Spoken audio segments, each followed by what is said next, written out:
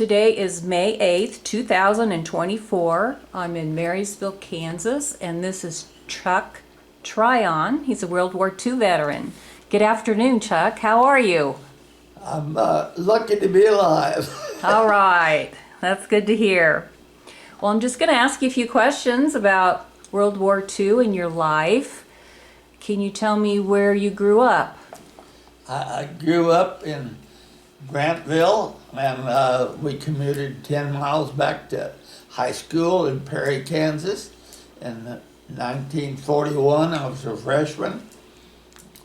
We went 4 years to school there at the Perry Rural High School. And every year we went back. One or two of the instructors had gone to the service. And the school suffered mightily of the products. My wife and I have more or less suffered the results of it, and it's all due to the fact that the teachers would all leave, and whatever, we had a good English or a good business teacher and a good math teacher, and no science, no chemistry, no nothing. In a small school, it was hard to get teachers, I'm sure. Yeah, So do you remember when Pearl Harbor happened? I do. I drove to Perry, Kansas, about 10 o'clock in the morning, parked my car under the big elm tree there in a circle. Someone said they had bombed Pearl Harbor. That's the first I was a freshman in high school. So did you graduate from high school, or did you not? Okay. Well, not at that time. I did graduate from there in 1945.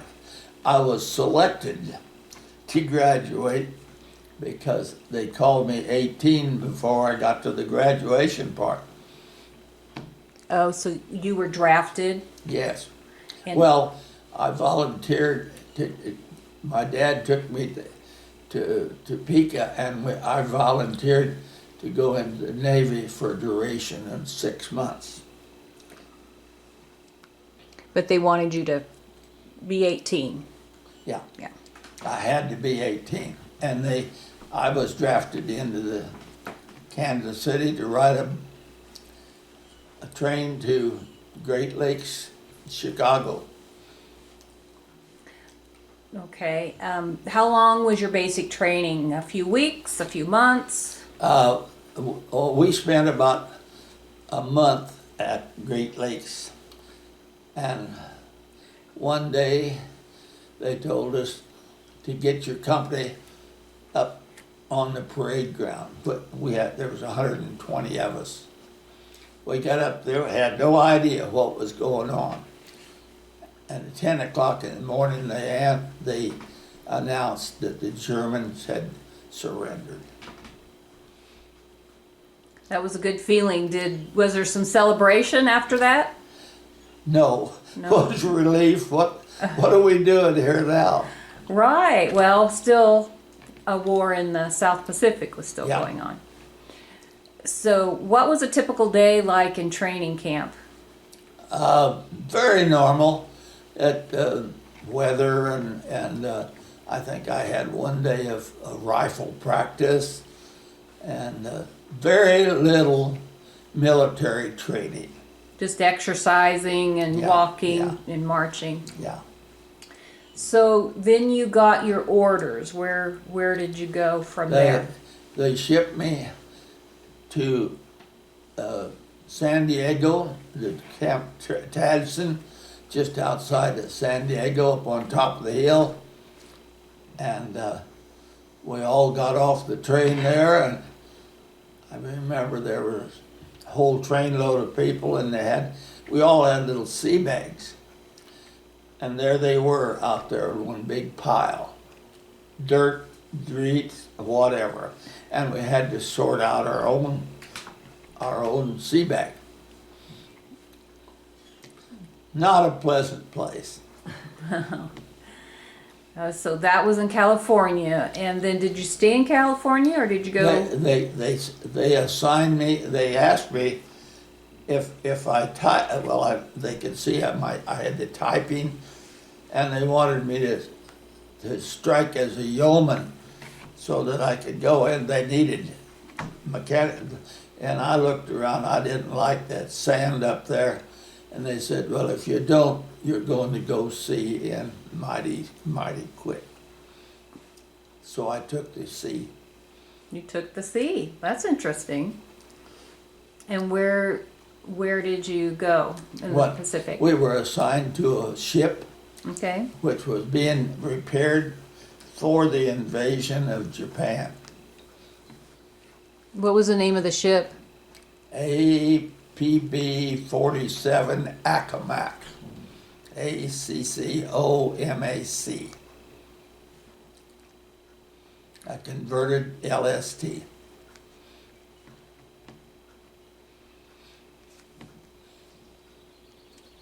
Okay, so then which islands did you go to?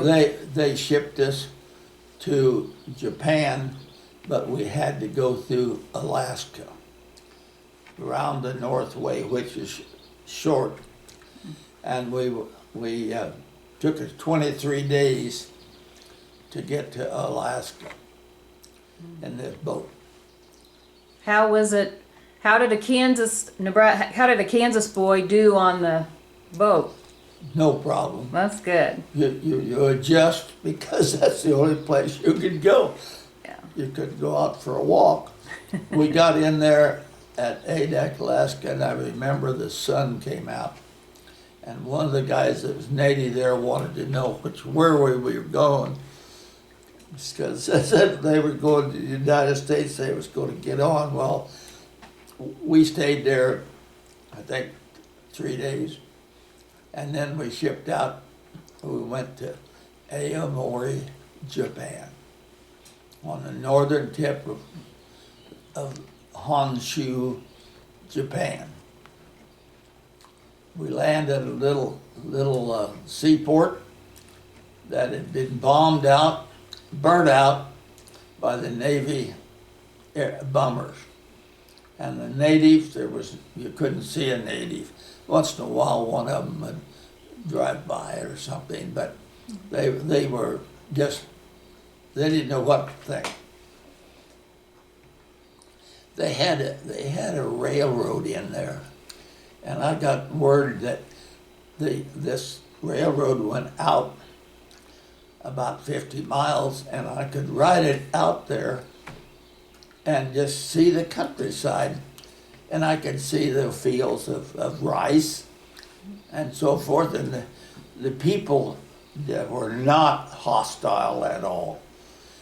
And I remember sitting down and eating my K rations out there, and they kind of was watching what I was eating, and cheese or whatever, and they were not a bit hostile.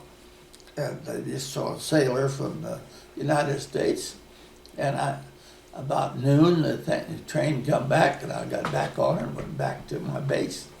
Did you do that by yourself, or did Yes, by all yourself? by myself. I was curious how as they were not hostile. Oh. They were defeated. So at that time, had they surrendered? Had Japan surrendered at that time? They had not. Had not. They had heard of this explosion, and but that's all. The bombs gone off Oh, already? yeah. Before you got there? Yeah. Okay. That's good. Well, I beg your pardon. That's not quite right. Yes, they'd gone off. Yes. Okay. But the train didn't take you so far that you could see any of the devastation from the bombs? No. Okay. This was on the very north tip. end of Honshu Island. Okay. So what was your duties? We were sent over there with a bunch of this boat had big capacity for serving for a bunch of extra people, and there was a lot of rain gear and a lot of coats and jacks in storage on this boat. Just weather protected.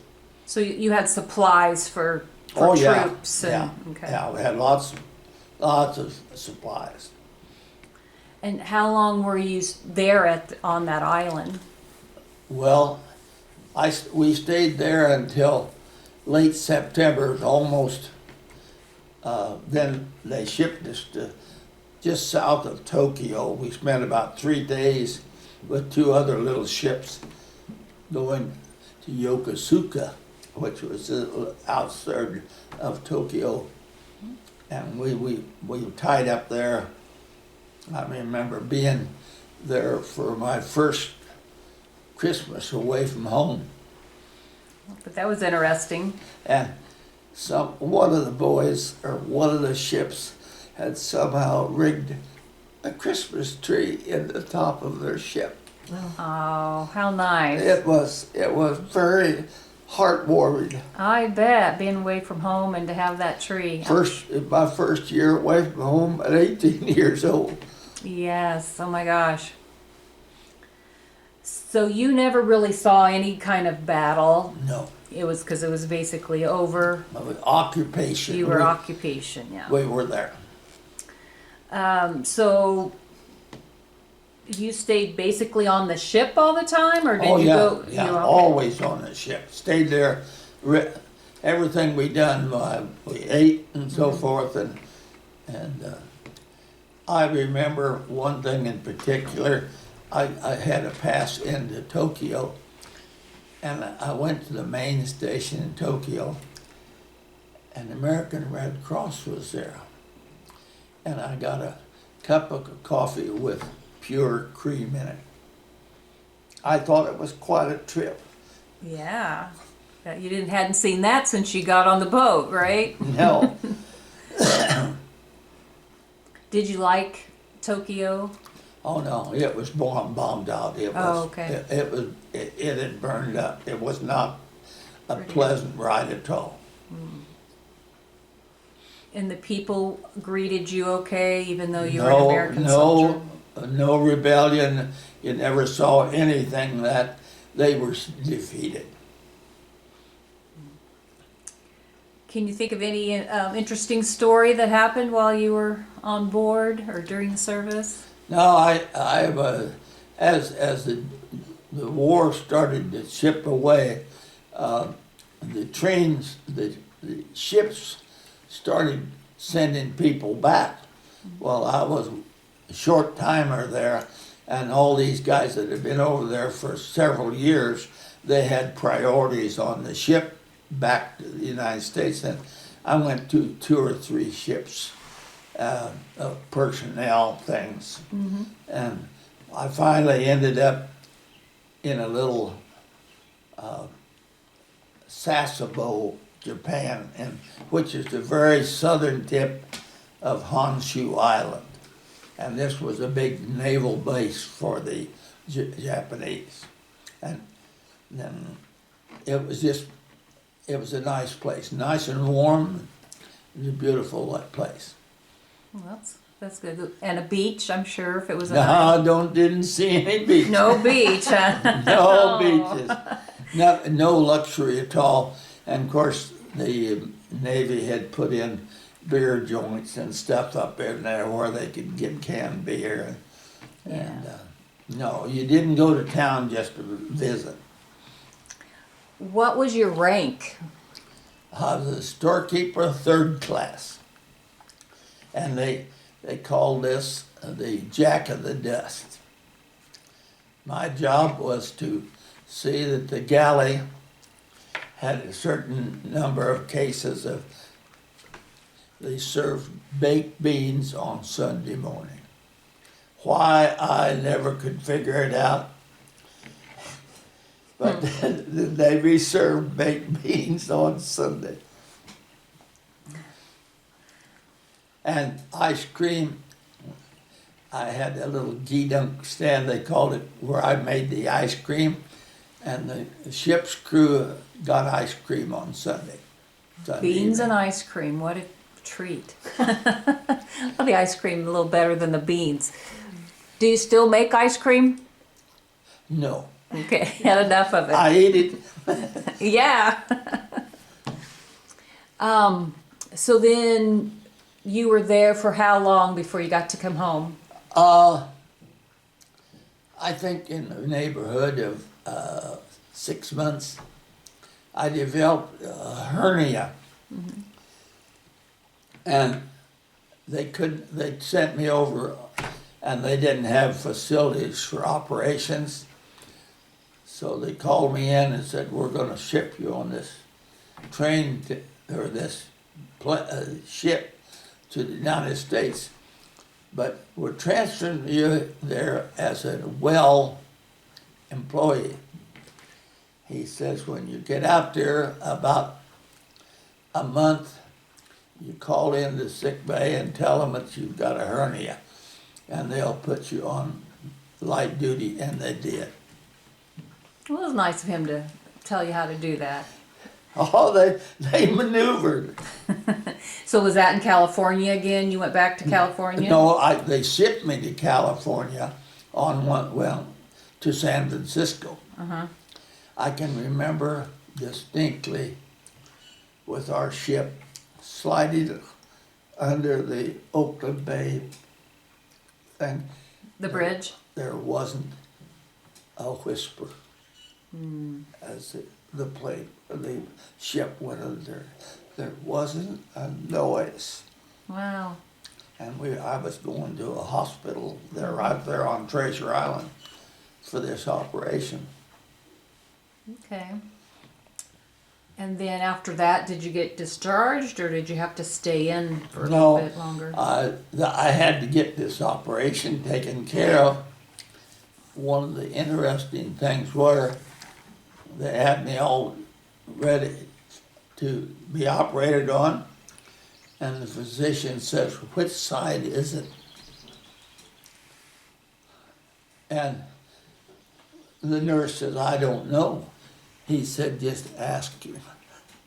So they asked me, and it was on the left side. That made you feel pretty good, didn't it? Well, they're gonna give, and they did. They operated on me, and I was around there a month or 6 weeks, and then they give me leave to go back home for a month, which I did. Great. Great. So then you got out of the service. What year was that when you got out of the service? Was it in 46? In September of, I was in the Navy a year and a half. So about. 46. 46? Because you went in 1945. That was the same year you Well, graduated. then this would have been 47. Well, Well, I was in there about 15 months. I okay, was so in the that'd be Navy. 46 probably. In September. Okay. And they sent me to St. Louis for discharge. They gave me an option. I could get it in California or I could get, and so I went to St. Louis, and that's where I was discharged. Then you came back to Kansas. Yep, And what did you do at that time? tried to find a job. Kind of tough? All the GIs had come back from all the different wars. They had priority on it. There was no jobs. There was nothing you could do. They had a 52-20 where they give you $20 ever so often, I don't know, once a month or once a week. And that was it. There was no jobs. I mowed yards. I plowed gardens. Tried to get enough to take my girlfriend out on Saturday night, and that was about it. So then, how long did that go on? When did it change? I'm lost. How long before you were able to get a job, a regular job? About 18 months. And finally, my brother said that the Union Pacific was hiring. So I applied the next day to Lawrence and for the next 2 years, I dug ditches and climbed poles and worked. And the railroad paid me every 2 weeks. Did you stay with the railroad? Yes. And you eventually moved up and Yeah. didn't have to dig ditches forever. Well, after 20 years, they decided maybe you could be boss. And they gave me a supervisor's job, and I loved it. Great. Then when did you retire? May the 1st of 1986. You've been retired a little bit. My wife, I went home and I told my wife, said, I'm going to retire. She said, so am I. And we did. We both retired at 59 years old. That's great. And we've been on it ever since. That's great. Do you feel like being in the war changed you in any way? Yeah. First thing, I didn't get an education. I didn't have enough education to go to college. So I had to work. You had to do the dirty work. And we did. You did what you had to do. Yeah. Did you ever meet General Eisenhower? No. We never associated with the Navy. Actually, no, I didn't. No. Do you have any thoughts about General and President Eisenhower? Not at that time. Okay. We knew very little about what was going on. So what do you think about him now? He was a marshal, a wonderful, wonderful person, without question. I would agree. I'm a little biased though, but so did you remain friends with anybody that you were in the service with? Did I meet? Did you remain friends with anybody you met in the service? No. Okay. No, you just was shoved out all by yourself. Yeah. After all the people come home from the wars, there was no distinction. Okay. Do you have any particular story about while you were in the service you want to share? A funny story or something interesting? No, not really. No. Okay.